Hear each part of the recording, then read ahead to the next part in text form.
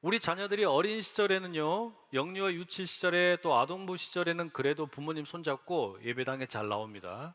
그런데 청소년이 되고 청년이 되면 어느샌가 이제 교회를 떠납니다. 신앙생활을 하지 않는 경우가 많아요. 왜 떠날까요? 많은 이유가 있겠지만 그 중에 가장 큰 이유는 아마도 교회 안에서 무언가 모순된 모습을 많이 보기 때문일 거예요. 말하자면 말과 행동이 일치가 안 돼요. 말씀과 삶이 모순되는 겁니다. 크리스찬이 크리스찬답지 않다라고 느껴지기 때문에 떠나는 거겠죠.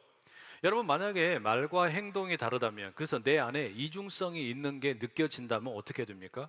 이걸 그냥 모순이다, 이게 이중적인 것이다, 그리고 그냥 끝낼 일이 아니라 그걸 그냥 당연한 것으로 여기는 게 아니라 앞으로는 조금이라도 달라져야겠다라고 회개를 하고 반성을 하고 통렬하게 눈물 흘리는 그런 몸부림이 있어야 되는 거 아닙니까? 우리가 지난 시간에 살펴봤지만 이 고린도 교회의 한 성도가, 남자 성도가요, 자기 아버지의 아내 계모와 근친 상간을 하게 되었어요.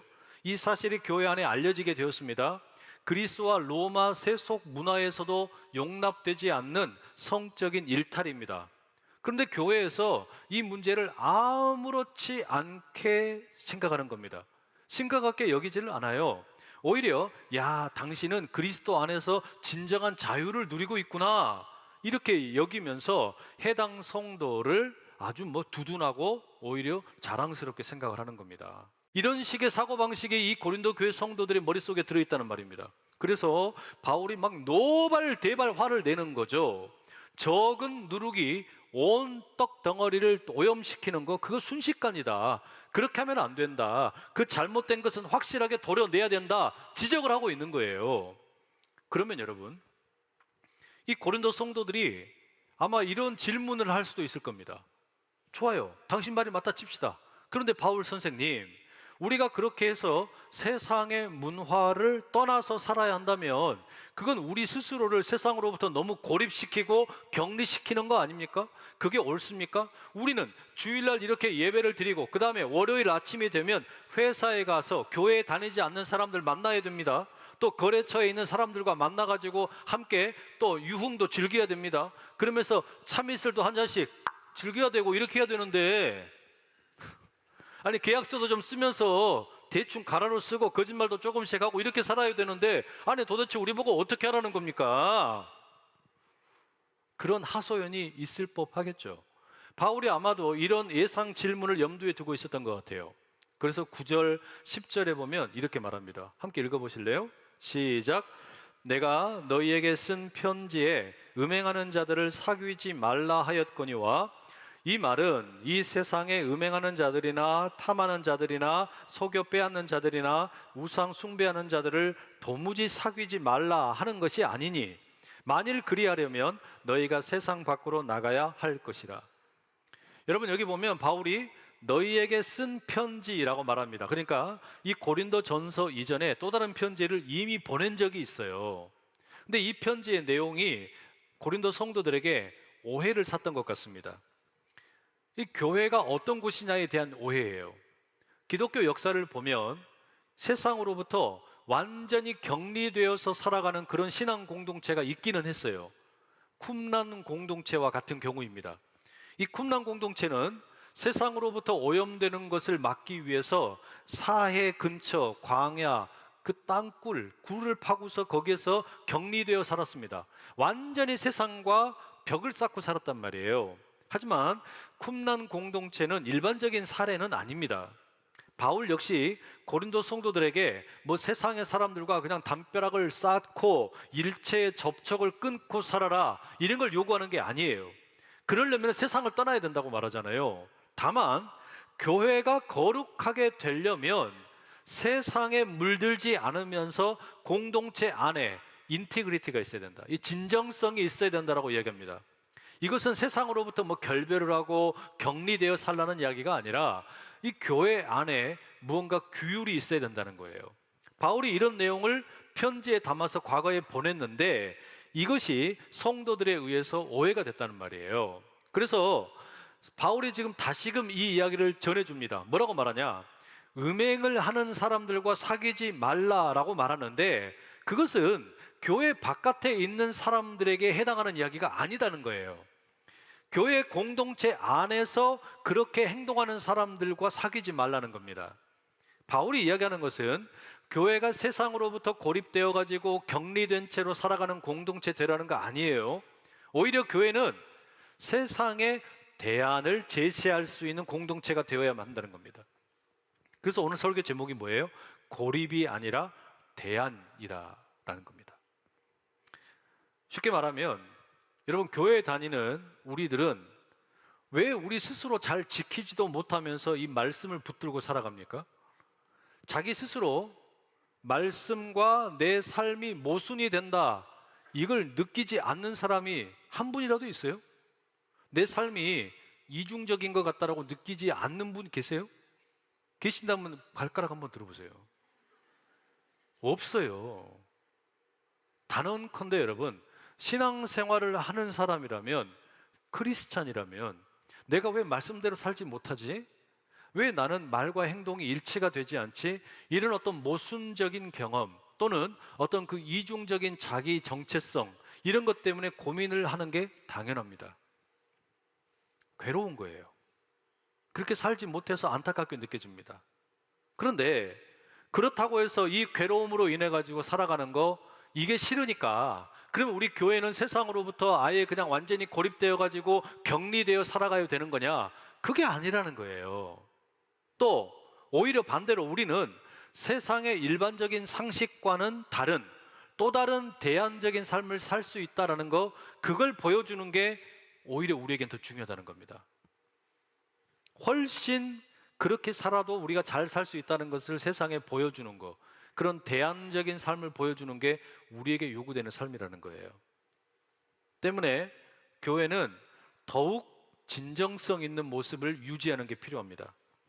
이와 관련해서 11절에 바울이 이런 이야기를 합니다. 함께 읽어보실게요. 11절입니다. 시작. 이제 내가 너희에게 쓴 것은 만일 어떤 형제라 일컫는 자가 음행하거나 탐욕을 부리거나 우상 숭배를 하거나 모욕하거나 술 취하거나 속여 빼앗거든 사귀지도 말고 그런 자와는 함께 먹지도 말라 함이라. 여기 보면 바울이 앞에 언급했던 근친상간의 경우에다가 다른 것들을 덧붙이고 있죠. 추가적으로 음행, 우상숭배, 탐욕, 모욕, 술취함, 속여 빼앗음, 이런 내용들을 막 나열하고 있어요. 이런 일을 하는 사람들하고는 아예 상종을 하지 말아라, 함께 밥도 먹지 말아라, 이렇게 얘기합니다. 교회의 정체성이 심각하게 흐려질 수 있기 때문입니다.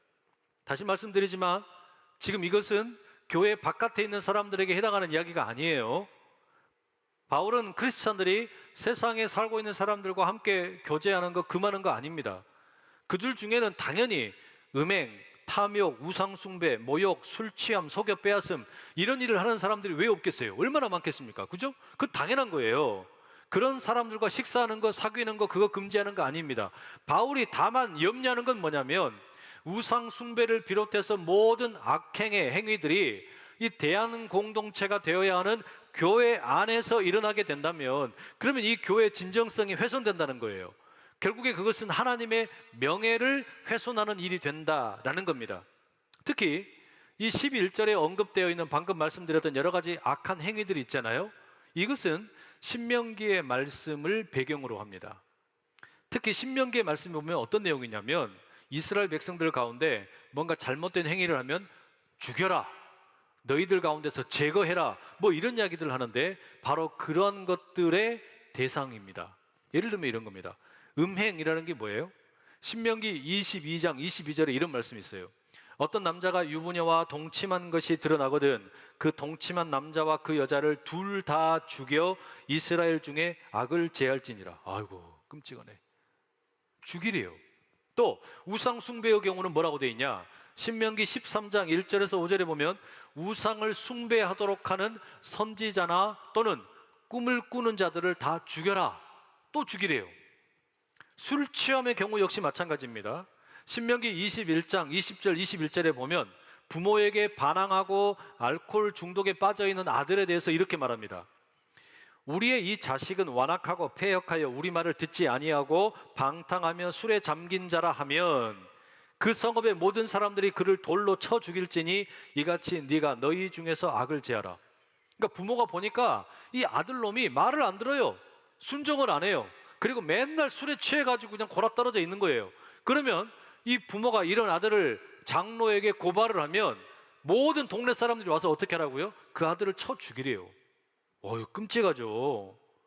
이와 같은 신명기에 이를테면은 살인이 해당되는 경우가 나열이 되는데 그것을 지금 고린도전서 5장 11절에 악한 행동으로 언급을 하고 있는 겁니다. 그러니까 이게 그냥 무작위로 언급된 게 아니에요.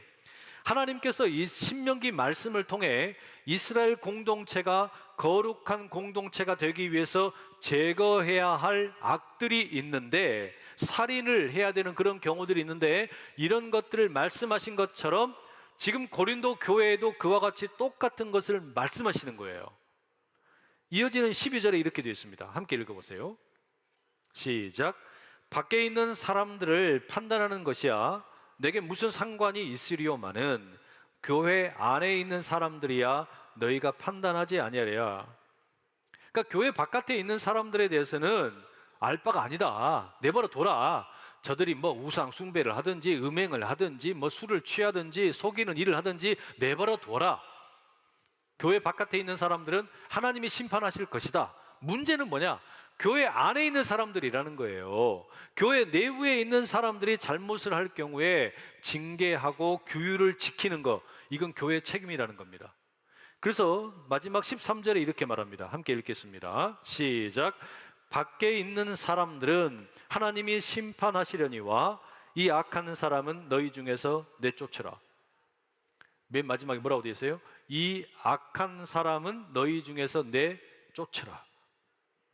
신명기 말씀 가운데 이스라엘의 거룩을 훼손하는 자들을 악을 제거해라, 죽여라 말씀했던 것처럼 고린도 교회도 이 내적인 진정성을 유지하기 위해서, 이 규율을 지키기 위해서 근친상간과 음행과 우상숭배, 뭐 술취함 이런 자들을 다 내쫓으라는 거예요.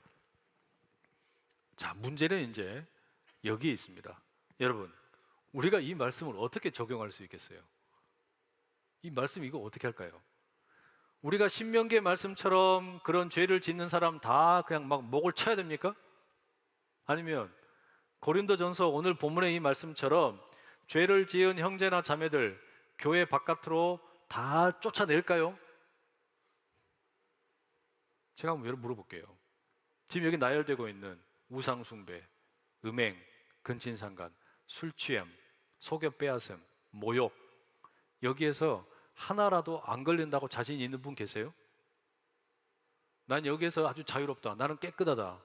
나는 당당하다. 나는 위선적이지 않다. 나는 모순이 되지 않는다. 당당한 분 있으면 오른발에 엄지발가락만 한번 들어보세요. 없어요. 그런 사람들을 우리 교회 바깥으로 다 쫓아내면 다음 주에 여기에서 예배드릴 사람, 저를 포함해서 아무도 없습니다. 아무도 없어요. 그렇잖아요. 어려운 일이에요. 그럼에도 불구하고 여러분, 우리가 기억할 게 있습니다. 앞서 노래 소개해드린 것처럼 옛날의 나와 지금의 나는 아무것도 다를 바가 없다. 나는 여전히 아무튼 크리스찬이다. 나는 여전히 말씀은 뒷전으로 하고 내 마음대로 살 거다. 말씀과 삶이 모순이 되어도 상관없다. 이중적이어도 괜찮다. 뭐 나는 아무튼 여전히 크리스찬이다. 여러분, 우리가 이렇게 살 수는 없잖아요. 우리가 이렇게 살 수는 없잖아요. 그럼 어떻게 해야 됩니까? 자유와 책임이라는 두 단어를 함께 기억을 하면 좋겠습니다. 우리 크리스찬이 된다는 건 무슨 의미입니까? 자유를 얻었다는 거예요. 나 자유 얻었네, 너 자유 얻었네, 우리 자유 얻었네, 우리 찬양하잖아요.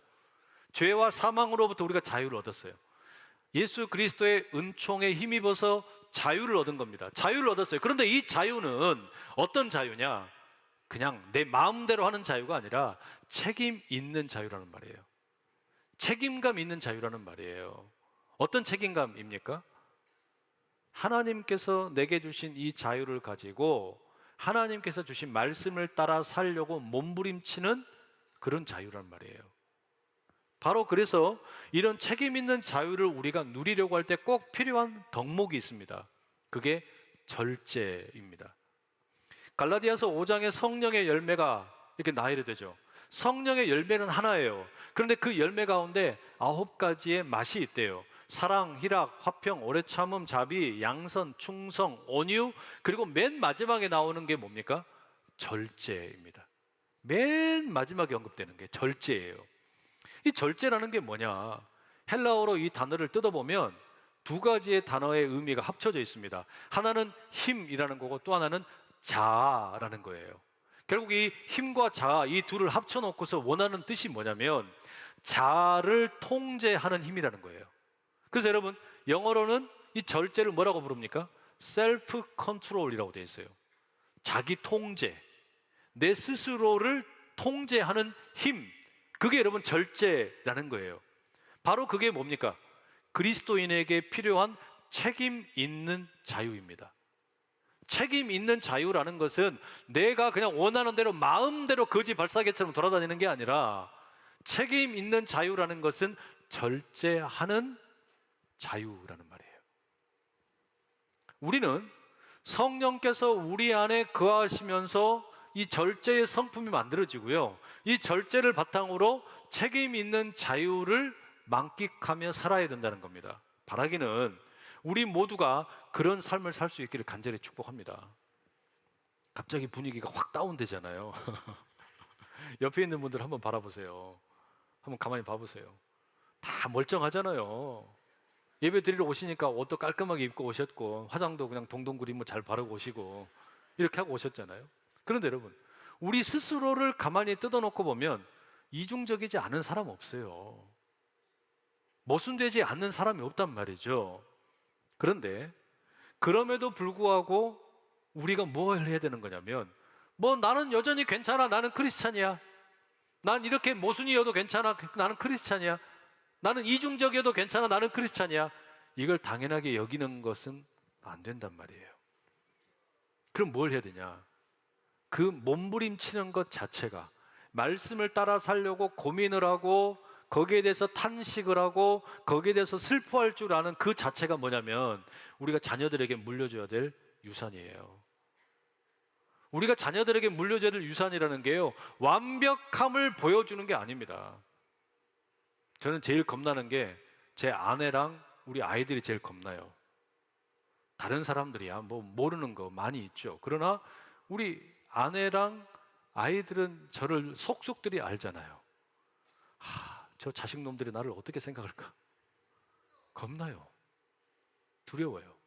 그런데 여러분, 우리 속에 있는 그런 어떤 내가 말씀대로 살지 못하는 것 같고 삶과 신앙이 일치되지 않는 것 같고 이런 어떤 이중성과 모순 속에서 갈등하고 있는 그런 어떤 우리 자아, 그 갈등이 여러분, 그 속에서 그냥 이것이 그냥 난 모르겠다 내버려두고 팽개치는 게 아니라 그 고민하고 번민하고 그 가운데서 몸부림치는 그 자체가 여러분 우리가 물려줘야 될 신앙이란 말이에요. 왜냐?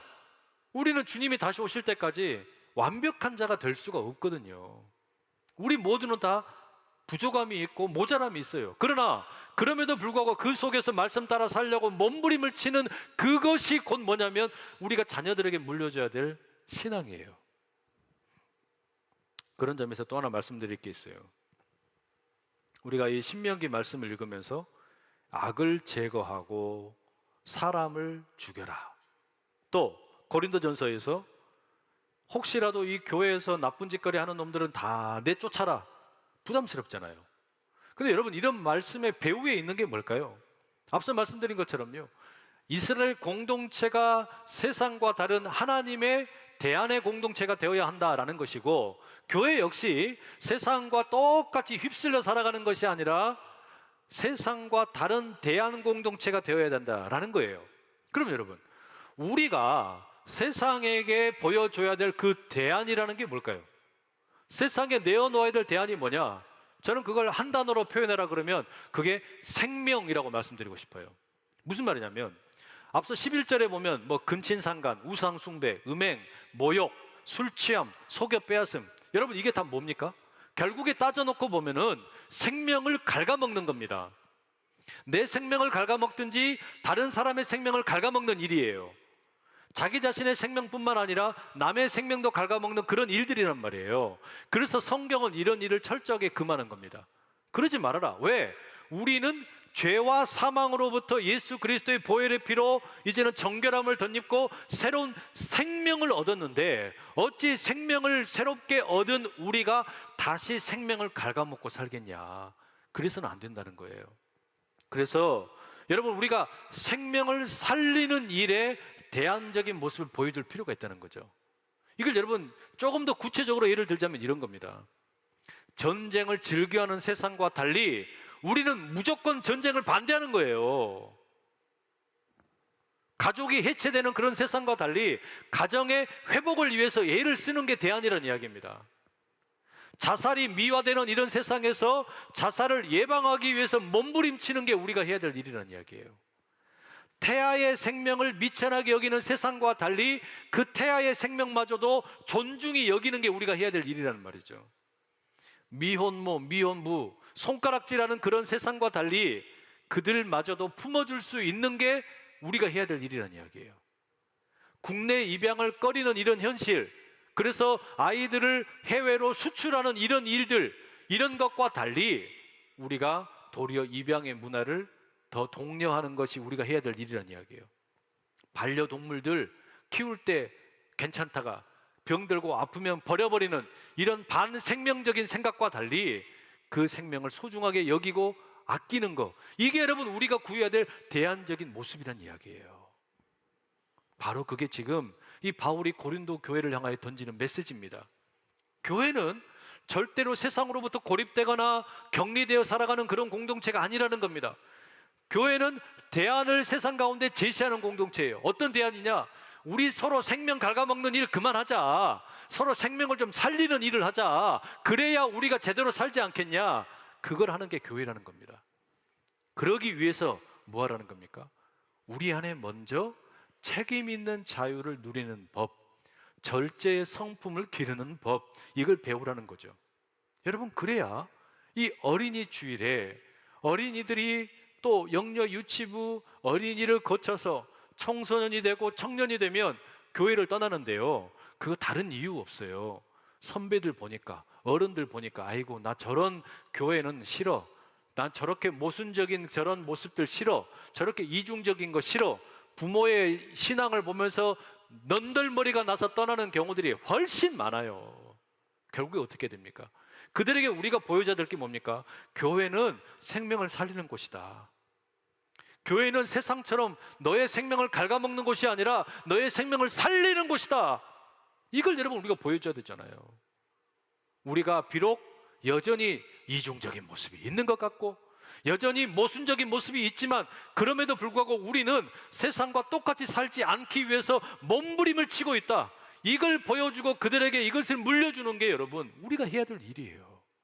이게 우리가 신앙의 선배로서, 어른으로서 품위 있게 멋진 신앙인으로 늙어가는 일이고, 그리고 다음 세대를 부흥시키는 일, 다른 거 없어요. 우리가 그렇게 사는 것밖에 없다는 말입니다. 그러니 여러분, 어린이 주일에 우리가 어린이들에게 줄 수 있는 최고의 선물이 뭐겠습니까? 여러 가지 선물 줄 수 있지만 최고의 선물은 다른 거 없어요. 우리가 멋진 크리스찬으로 살아가는 겁니다. 그게 우리 자녀들에게 줄 수 있는 최고의 선물 될 수 있기를 간절히 축복합니다.